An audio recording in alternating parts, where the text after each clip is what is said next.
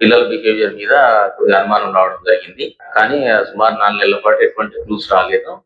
రీసెంట్‌గా లాస్ట్ వీక్‌లో కొన్ని క్లూస్ లభించడంతోటి దాని దిశగా మరింతగా దర్యాప్తు చేయగా ఈ హత్య విషయం బయటపడింది.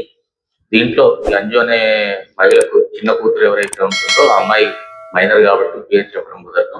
సో ఆ మైనర్ అమ్మాయికి సోషల్ మీడియా ద్వారా మాంటీ అనే అక్యూజ్డ్ అతనితో పరిచయం ఏర్పడింది. ఆ పరిచయం శారీరక సంబంధానికి దారి తీసింది.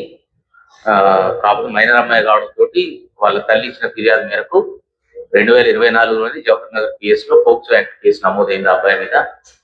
దాని మీద అతను 50 రోజుల పాటు రిమాండ్ పోవడం జరిగింది.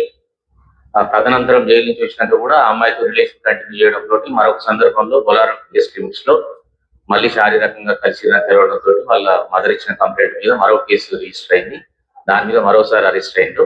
సో ఇవన్నీ కూడా మనసులో పెట్టుకొని వీళ్ళ మహిళ ఎవరైతే మదర్ ఉన్నారో ఆ మదర్ కి ఇనిషియల్ గా ఆ అబ్బాయి జాబ్ విషయంలో కానీ ఆ అబ్బాయి యొక్క ఎడ్యుకేషన్ క్వాలిఫికేషన్ విషయంలో కానీ సాటిస్ఫాక్షన్ గా లేకపోబట్టి ఈ అమ్మాయికి వేరే సంబంధం చూసుకోవచ్చు, తర్వాత మంచి సంబంధం కాదనే విషయంతో అవాయిడ్ చేయడం ఆమె చేసింది.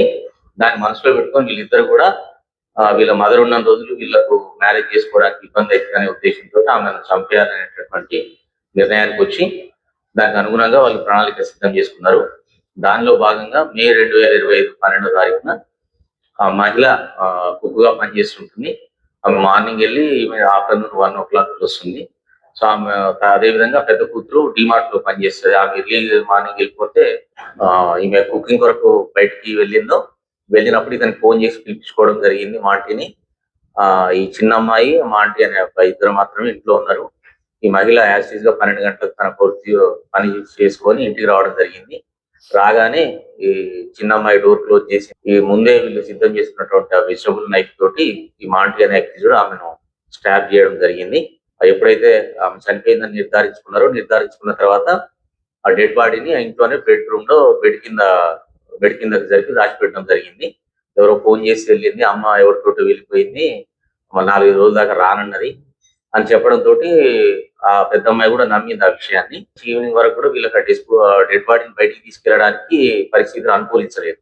మళ్ళీ మరునాడు పెద్ద అమ్మాయి ఎప్పుడైతే తన జాబ్కి వెళ్తుందో వెళ్ళగానే వీళ్ళు బెడ్ ఏదైతే బెడ్రూమ్ లో బెడ్ ఉంటుందో దాని కింద ఫ్లోరింగ్ నాపబండలాగా ఉంటాయి, దాన్ని తొలగించేసి డిగ్ చేసిండ్రు.